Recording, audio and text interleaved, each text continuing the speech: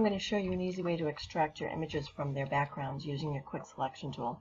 You can find your Quick Selection tool here, or type W on your keyboard to bring that up. Then you want to come over to your image, make your brush size a little bit bigger to accommodate your image, and you want to select all the parts of your image that you want to keep.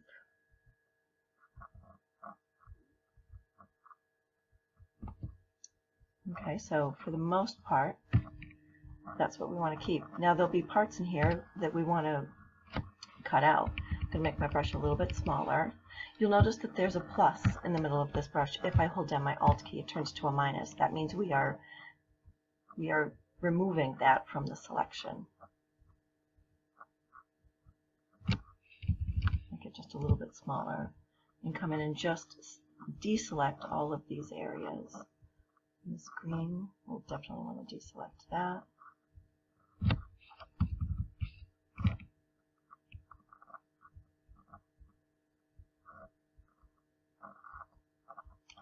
But we don't have to be terribly exact with this because our Refine Edge tool is going to help us with this selection. Let's go back in, let's add that part. Oops, let's not do that. Control Z. Love Control Z. Okay. And again, hold in our Alt key, deselect this part, these parts of the image. And that's pretty good to give you the idea. Okay, once you are done with your selection, you will choose the mask tool over here. We're going to add a mask to this layer, and what that does is it will cut away your background based on your selection. Next, you'll want to come to your Refine Mask tool. So right-click on your mask and bring up Refine Mask. Now I have my view mode set to view the selection on black. That's the easiest way for me to determine what this mask actually looks like. So I'm going to zoom way in so you can see what it looks like, and it's pretty jagged, but for the most part we've told Photoshop what we want to keep and what we want to throw away. Now we want to give it some additional information. We want to set our smart radius to about, I start with 15. Okay, and you're going to notice these edges changing once these features are put in place here. I'm going to set my contrast to 40, and you can see that that really cleaned up the edges, but they're a little bit jagged. So I like to set my feather to about 1. Now this is a personal preference, but I don't like a real hard edge. This gives it a nice softness there. So now if we zoom out, we've got a pretty nice selection here, except for a couple of areas. So let's come in and let's clean up these areas. So with our edge detection brush, we will just paint over these areas.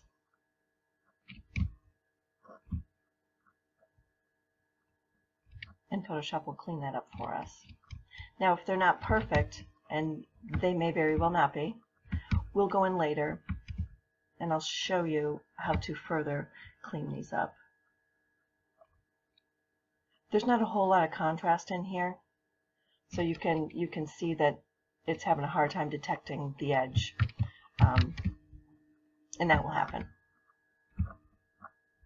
It's not a perfect tool, but it's a very helpful tool. You can see there that helped us out quite a bit there.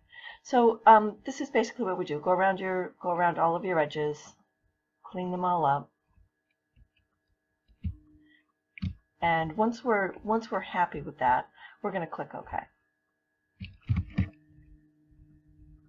So now we've got a pretty good extraction there. What I like to do next is create a new layer, fill it with black, drag that underneath my cutout layer so that I can go in and I can clean up those areas that I know need some help. Like we know in here that this definitely needed some help. So I'm going to click into my mask layer. I'm going to choose a soft brush. So grab your brush tool here or type B on your keyboard.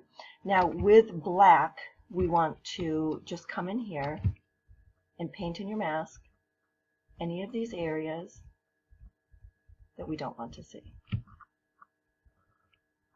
Oops. Okay.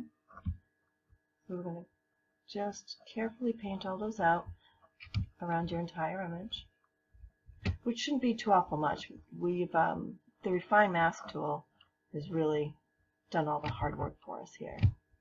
So you're going to go around your image and you're going to do that.